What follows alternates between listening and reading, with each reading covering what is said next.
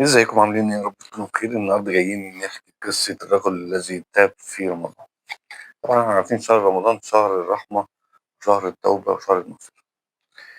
الرجل ده كان في أحد الأزمان كان راجل دايما بيعتاد على حياة الله والغفلة، وكان دايما بعيد عن ربنا، ودايما أهله وأصدقائه بينصحوه بالرجوع إلى الله، لكن هو كان لا يبالي بكل الكلام ده، وإني شايف إن لسه العمر طويل وإن باب التوبة مفتوح في أي وقت هيرجع فيه لربنا. وطبعًا الهداية ديّة كانت بتبقى بتاعة ربنا، هو اللي بيهدي من يشاء. بداية القصة بتاعة الراجل دوّة وإزاي بدأت تتعب كانت في قرب من رمضان. مع اقتراب شهر رمضان الراجل ده بدأ يشعر بشعور غريب إن هو مش مرتاح في حياته ديّة، وإن هو مضيّع حياته في لهو وغفلة وبعيد عن ربنا، ودايمًا بدأ ييجي له صوت من جواه إن لازمًا يرجع لربنا ويقرّب تاني من ربنا. فالراجل دايمًا كان بيهرب من الصوت اللي جواه دوّة، ويهرب من الناس اللي حواليه اللي هي بتنصحه، ويزيد في لهوه عن هذا التفكير والإحساس. وفي ليلة أول يوم رمضان والراجل ماشي كده سمع صوت الأذان، وكأنه أول مرّة يسمعه، وكأن صوت الأذان بدأ يرن ويسمعه بقلبه مش بودانه، وبدأ يحسه بالأذان. الراجل وقف شوية كده وبعد كده كمّل طريقه، بس ما نسيش اللي حسّه من الأذان.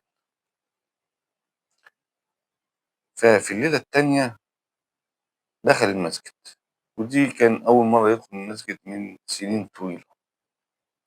فقال أنا هادخل بُص كده وأمشي على طول، يعني أبُص كده الناس بتعمل إيه، وأمشي على طول أنا مش قاعد.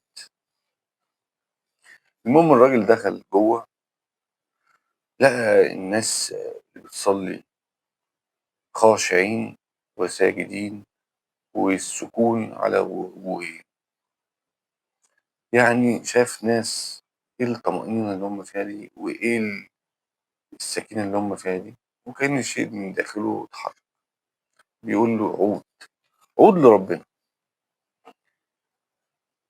فلمّا لقى الإمام سجد، الراجل ده لقى دموعه بتنزل من غير ما يعرف، هو مش عارف هو بيبكي ليه، بيبكي من اللي شايفه والّا بيبكي من اللي فاته والّا بيبكي من اللي هو عليه.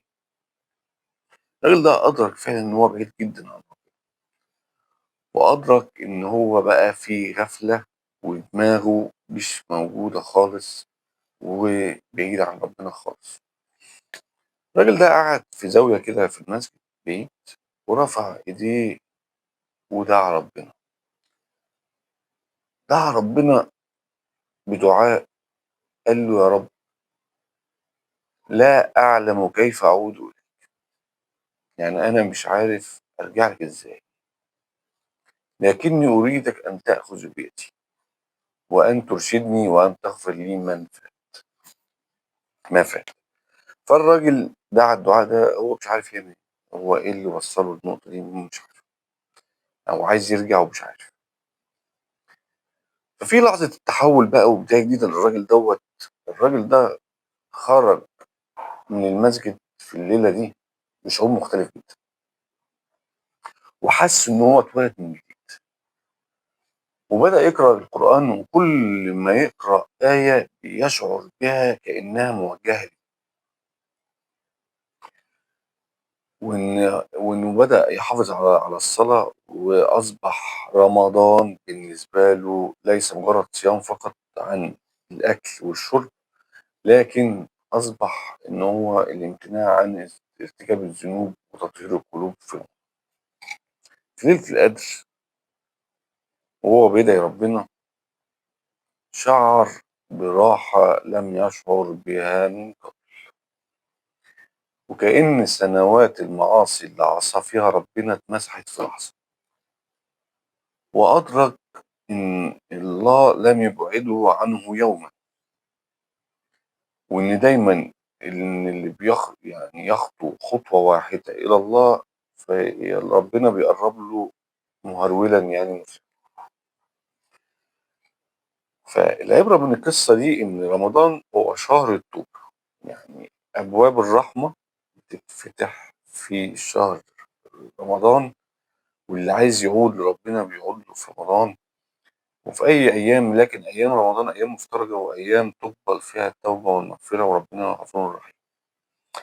أنت مهما كانت ذنوبك كبيرة وحاسس إن أنت عملت مصايب وذنوب كبيرة مع وربنا مش راضي عنك، لو رجعت وتُبت فعلًا ربنا هيغفرها لك وهيصدّق توبتك. يعني هي لحظة صادقة مع ربنا هتغيّر لك حياتك. ما تأجّلش التوبة، يمكن دي تبقى فرصتك الأخيرة. فربنا يغفر لنا ويرحمنا كلنا. ودي كانت قصة الرجل الذي تاب في رمضان. ربنا يجعلنا دايمًا توابين لربنا، وربنا يغفر لنا ويرحمنا ويتوب علينا.